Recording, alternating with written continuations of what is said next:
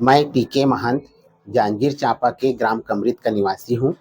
मेरे मंजिल YouTube channel पर आपका स्वागत है। आइए आज छत्तीसगढ़ सरकार श्री विष्णुदेव साय जी के द्वारा महतारी वंदन योजना के बारे में जो जानकारी दी गई है। सबसे पहले छत्तीसगढ़ महतारी वंदन योजना पूरे छत्तीसगढ़ में 1 मार्च 2024 से लागू कर दी गई है। इस वीडियो के माध्यम से आपको कब पंजीयन करना है, क्या क्या दस्तावेज लगेंगे और साथ ही साथ यह 1,000 रुपया प्रति माह किस महीने से प्रारंभ होगा, कब से आपके खाते में आएंगे और जो पहले से जिनको विधवा पेंशन मिल रहा है, जिनको परित्यक्ता पेंशन मिल रहा है, उन सभी को जो है कितनी राशि मिलेगी, इन सबकी जानकारी जो है इस वीडियो के माध्यम से आपको बताता हूँ। छत्तीसगढ़ सरकार ने छत्तीसगढ़ महतारी वंदन योजना लागू कर दी है। यह योजना संपूर्ण छत्तीसगढ़ में 1 मार्च 2024 से लागू हो जाएगी। अब इसमें क्या क्या है, इसमें जो है विवाहिता, विधवा, तलाकशुदा एवं परित्यक्ता इन सभी को 1,000 रुपये प्रति माह की राशि उनके खाते में सीधे जाएगी, अर्थात उन्हें 1,000 रुपये प्रति माह मिलना जो है प्रारंभ हो जाएगा। इसका पंजीयन जो है ऑनलाइन माध्यम में भी होगा और ऑफलाइन माध्यम में होगा और यह प्रारंभ हो जाएगा 5/2/2024 से, यानी कि 1-2 दिन बाद से ही यह जो है आपका प्रारंभ हो जाएगा और आपके खाता में जो है पहले किस्त जो आएगी 1,000 रुपये की, वो आएगी 8 मार्च 2024 को, अर्थात यह जो किस्त की पहली राशि महिला दिवस के दिन ही आपके खाते में आएगी। तो पंजीयन जो है 5/2/2024 से जो है प्रारंभ हो जाएगा और यह जो पंजीयन है वो 20/2/2024 तक रहेगा, यानी कि 15 दिन का समय आपको मिलेगा इसको पंजीयन करने के लिए।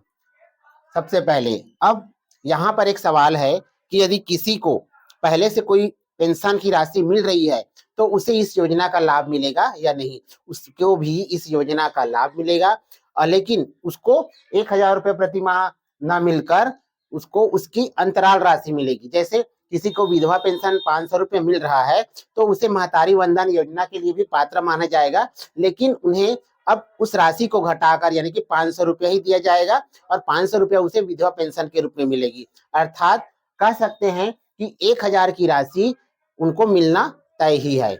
आगे इसके लिए क्या क्या दस्तावेज लगेंगे, सबसे महत्वपूर्ण बात है इसे ऑफलाइन और ऑनलाइन दोनों माध्यम में भरा जाएगा। तो इसके लिए क्या क्या दस्तावेज लगेंगे, सबसे पहले स्व सत्यापित फोटो यानी अपना खुद का फोटो लगेगा जिसे आप स्वयं क्या करेंगे, सत्यापित करेंगे। दूसरा निवास प्रमाण पत्र या राशन कार्ड या मतदाता पहचान पत्र, यह आपके उस गांव उस शहर के निवास होने का प्रमाण देगा।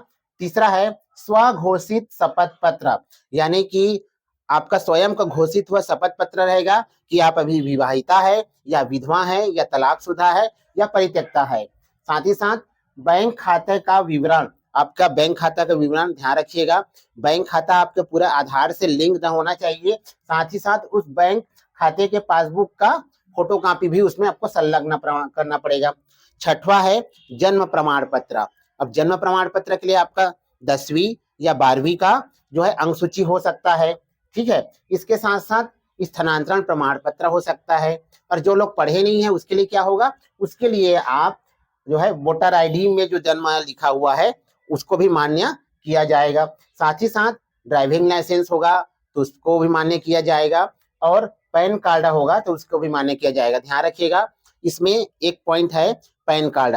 पैन कार्ड आप सभी को बनाना है, जिनका पैन कार्ड नहीं बना हुआ है वो अभी से बनवा ले, क्योंकि उसके जो पत्र है यानी कि आप जो फॉर्म भरोगे उस फॉर्म में पैन कार्ड का नंबर मांग रहा है, यानी कि आप सबको पैन कार्ड बनवाना अनिवार्य है। साथ ही साथ उसमें फॉर्म में आपको अगर आप एकदम अत्यंत पिछड़ी जनजाति से हैं तो भी उनके उसमें जो है ऑप्शन दे रहा है कि उसमें आपको टिक लगाना है। इसका उद्देश्य यही है कि समाज के अंतिम छोर तक जो है ये महतारी वंदन योजना का लाभ जाए। उसके साथ साथ आपको विवाहिता का स्वयं का जो है आधार लगेगा, आधार कार्ड, साथ ही साथ उसके पति का भी आधार कार्ड लगेगा, ठीक है। उसके बाद में विवाह प्रमाण पत्र। अब विवाह प्रमाण पत्र के लिए क्या होगा, आपके वार्ड स्तर पर या ग्राम स्तर पर जो है वो, या फिर कह सकते हैं स्थानीय निकाय पर जो प्रमाणित करके देगा वही विवाह प्रमाण पत्र जो है मान्य रहेगा। यानी कि इसे आप आसानी से गांव स्तर में हो या फिर वार्ड प्रभारी के से जो है बनवा सकते हैं। साथ ही साथ विधवा को क्या लगेगा, विधवा को जो है उनके पति के मृत्यु प्रमाण पत्र संलग्न करना पड़ेगा। अब आते हैं परित्यक्तता को, तो परित्यक्ता को जो है उसके समाज द्वारा या फिर उसके ग्राम स्तर पर या फिर जो है वार्ड प्रभारी के द्वारा परित्यक्ता होने का प्रमाण पत्र जारी किया जाएगा। उसे जो है इस दस्तावेज के साथ में आप सभी को संलग्न करना है। तो ध्यान दीजिएगा, दस्तावेज आपको बहुत ज्यादा लग रहे हैं, लेकिन इन सब की जानकारी आपको इस वीडियो के माध्यम से दे दी जा रही है ताकि आपको फॉर्म भरने में कोई दिक्कत ना हो। तो ये सभी दस्तावेज आप बिल्कुल रेडी रखिएगा। आगे बताते हैं कि आवेदन आपको कैसे जमा करना है। आवेदन आपको जो है ऑनलाइन और ऑफलाइन दोनों माध्यम में जमा करना है। तो ये जो आवेदन जमा करने की प्रक्रिया है वो निःशुल्क रहेगी। साथ ही साथ सरकार के द्वारा एक विशेष कैंप का आयोजन किया जाएगा जिसमें आप आवेदन भर सकते हैं। तो यहाँ पर आवेदन भरने के लिए सबसे पहले बता देता हूँ आपको कि जो प्रपत्र उपलब्ध कराया जाएगा वो जो है विशेष कैंप लगेगा, उसमें जो प्रपत्र उपलब्ध कराया जाएगा जिसमें सभी जानकारियां आपको भरना है, वो सभी जानकारियां जो है इसमें है। यानी कि जितने भी आपके पास में दस्तावेज रहेंगे उन्हीं से देखकर आपको बहुत ही ध्यानपूर्वक सही भरना है। तो इसके लिए क्या करना है, ऑनलाइन माध्यम में आवेदन को जमा करना है। तो ऑनलाइन माध्यम में आप http://mahtaarivandan.cgstate.government.in पर जाकर भी आप क्या कर सकते हैं, आप ऑनलाइन आवेदन भर सकते हैं। मोबाइल ऐप के जरिए भी आपको भरा जा सकता है, यानी कि मोबाइल ऐप के लॉगिन आईडी से माध्यम से आप भर सकते हैं। जैसे आंगनबाड़ी केंद्र का लॉगिन आईडी होगा तो आप आंगनबाड़ी केंद्र के लॉगिन आईडी से भर सकते हैं। ग्राम पंचायत के ग्राम सचिव का जो लॉगिन आईडी है उसके माध्यम से भी भर सकते हैं।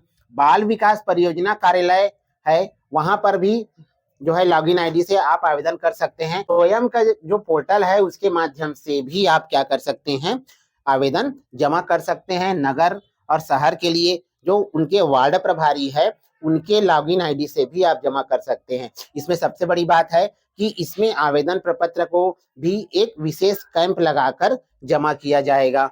अब इन सभी आवेदन पत्र को 5/2/2024 से 20/2/2024 तक जमा किया जाएगा। इसके पश्चात क्या होगा, इसके पश्चात उस आवेदन पत्र जो उपलब्ध हुआ है उसकी अनंतिम सूची का प्रकाशन किया जाएगा। अगर किसी को आपत्ति होगा तो उसमें आपत्ति के लिए कुछ समय दिया जाएगा। आपत्ति का निराकरण करने के पश्चात जो है पात्र अपात्र का निराकरण करने के पश्चात जो है अंतिम चयन सूची जारी कर दी जाएगी कि इतने महिलाओं को इस योजना का लाभ मिलने वाला है। यह अंतिम चयन सूची जो है आपको कहाँ मिलेगा, ये आपको मिलेगा ग्राम सचिव यानी ग्राम पंचायत में ग्राम सचिव के पास में मिल जाएगा, या फिर कह सकते हैं वार्ड प्रभारी द्वारा जारी किया जाएगा। अर्थात आपको यदि सूची की जानकारी लेना है तो ग्राम पंचायत में ग्राम पंचायत सचिव के माध्यम से मिलेगा, और दूसरा है शहर में वार्ड प्रभारी के द्वारा दिया जाएगा। कब दिया जाएगा इसको,